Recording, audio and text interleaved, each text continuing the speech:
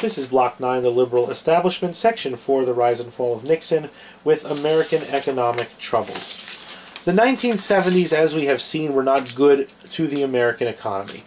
We have seen that productivity began to stagnate.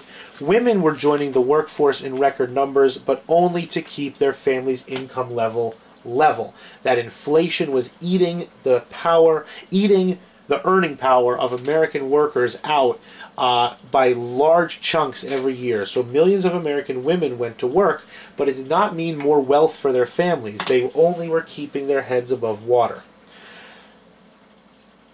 The final straw that broke the camel's back and sent the American economy into a recession was what happened in 1973. It was the oil embargo.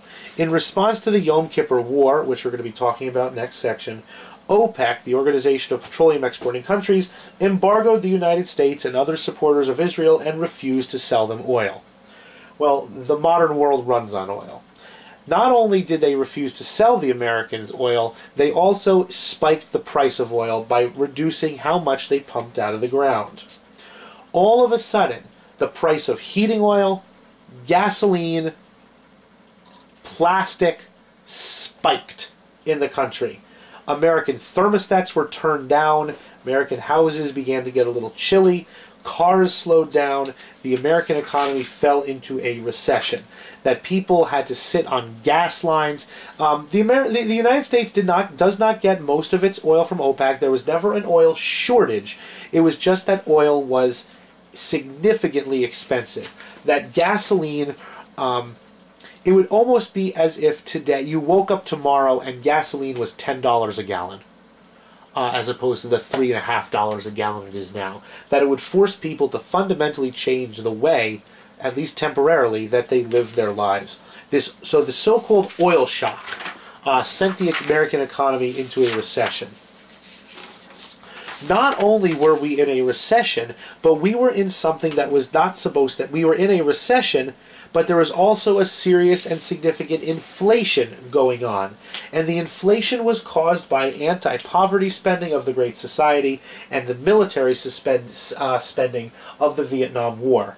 What happens is both actions, military spending and welfare spending, give money into the pockets of people, but there's no increasing the amount of stuff you can buy. So there's more money in the system, meaning the value of money goes down, but that money is out there buying the same amount of stuff, which drives prices up. So you had economic slowdown and you had inflation, and that was something that very simply was not supposed to happen in Keynesian economics. Keynesians had long argued that the solution to economic problems, that Keynesians had argued that Keynesian solutions could create inflation, that you apply stimulus, you pump money into the economy, inflation happens because there's more dollars in the system, okay? But a growth in dollars would create more purchasing power, which would create more demand, which would create more jobs. So Keynesians believe that with a managed inflation, the economy would grow. It would have to grow because stuff is simply more expensive. So to the Keynesian mind, if you have inflation, you have to have growth. That you can't have inflation without growth. They also argued that you could stop the economy from growing by withholding the supply of stimulating dollars. That if you withhold the supply of dollars, which would defeat inflation, less dollars meant that an economy would shrink. People don't have as many dollars, they can't buy as many things, people can't buy as many things, people lose their jobs, it becomes the cycle all over again. So those are the two Keynesian options. You have inflation and growth, or no inflation and shrink. One could happen, or the other could happen, but Keynesians believe that you could not have both happening at the same time. You could not have inflation and a decrease in growth happening simultaneously. That did not fit Keynesian theory. However, by 1971, that is exactly what is happening.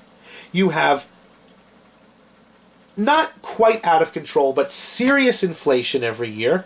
From 1971 to 1981, inflation grew about 5 to 12% a year, compared to a 1 to 2% in the 1950s and 60s. This obviously made American dollars worth less. However, with this inflation, the economy was not growing. The economy was stagnating.